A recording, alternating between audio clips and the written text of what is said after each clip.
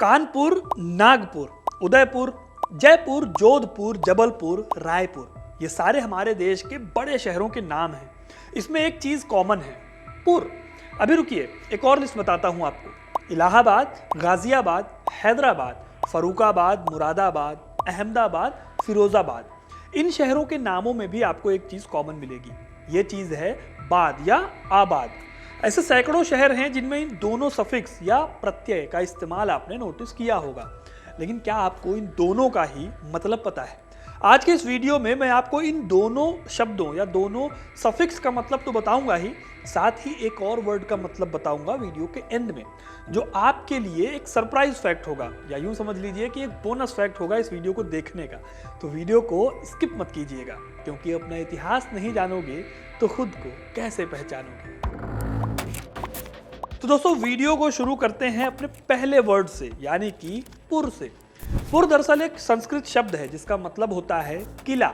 इस वर्ड का जिक्र हमें मिलता है ऋग्वेद से, जिसे भारत का सबसे प्राचीन ग्रंथ माना जाता है। ऋग्वेद में पुर शब्द उन जगहों के लिए इस्तेमाल होता था जो या तो कोई शहर थे या फिर कोई किला।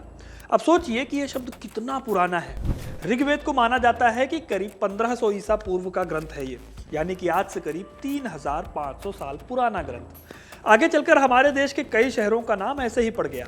प्राचीन काल में ऐसे कई शहर थे जिनके नाम में पुर लिखा होता था। उदाहरण के लिए महाभारत काल में हस्तिनापुर, इस शहर में पुर शब्द का इस्तेमाल किया गया था। अब समय भले ही बीत गया हो, लेकिन ये परंपरा आज भी इसका पालन हो रहा है। इसी कड़ी में आगे जब हम मिडिवल इंडिया में देखते हैं, तो जब किसी राजा को कोई शहर बसाना होता था तो वो अपने नाम के आगे अक्सर पुर लगा देते थे। जैसे राजस्थान के जयपुर को राजा जय सिंह ने बसाया तो उसका नाम पड़ गया जयपुर। कानपुर का नाम भी ऐसे ही सचेंदी के राजा हिंदू सिंह ने कानपुर रखा था, क्योंकि वो खुद को भगवान कृष्ण यानी कान्हा का वंशज मानते थे। तो दोस्तों, अब आपको पता चल गया होगा कि पुर शब्द का इस्तेमाल कैसे शुरू हुआ और हमारे शहरों में कैसे आया। अगर आपके शहर के नाम में भी पुर सफिक्स आता है तो कमेंट में अपने शहर का नाम जरूर बताइएगा।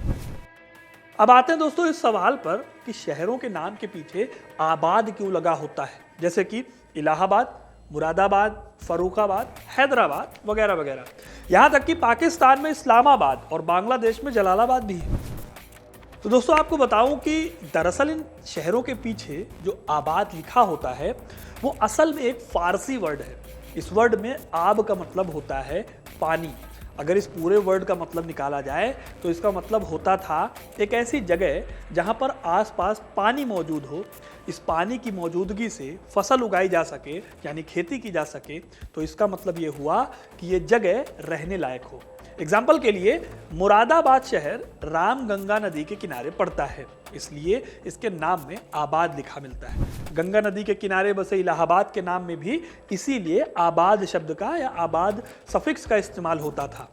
हालांकि इतिहासकार ये भी कहते हैं कि मुगल काल में बादशाहों ने अपने नाम के साथ शहरों का नाम रखना शुरू कर दिया और इस नाम के पीछे भी आबाद लगाना शुरू कर दिया। इससे एक तरफ जहां वहां के लोगों को जगह के नाम को लेकर नई पहचान मिल जाती थी, वहीं मुगल छाप भी उस जगह पर रह जाती थी।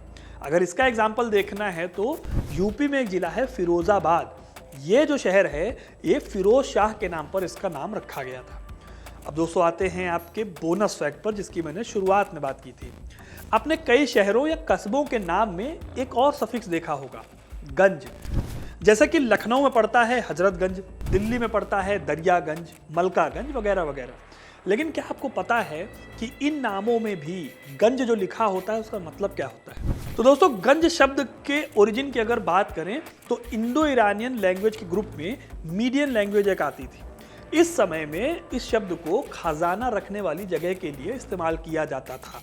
फिर जैसे जैसे टाइम बदलता गया, इस वर्ड को और भी जगहों पर यूज किया जाने लगा। वैसे दोस्तों, संस्कृत में भी गंज शब्द का जिक्र मिलता है। माना जाता है कि यह शब्द संस्कृत के गज शब्द से निकला है और फिर आगे चलकर इस वर्ड के और भी नए नए मतलब बनते चले गए। इस दौरान इस शब्द का इस्तेमाल मंडी और बाजार वाली जगहों के लिए किया जाने लगा जहां खूब भीड़ भाड़ हो और शोर शराबा हो। पुराने समय में जिन जगहों पर बाजार लगते थे उस स्थान को फिर गंज कहा जाने लगा।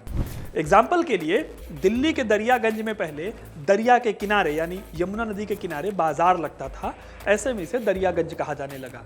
ठीक ऐसे ही दिल्ली में एक और बाजार है, सदर बाजार। यहाँ पर एक जगह पड़ती है डिप्टीगंज, आज भी यहाँ पर बर्तनों का बाजार लगता है।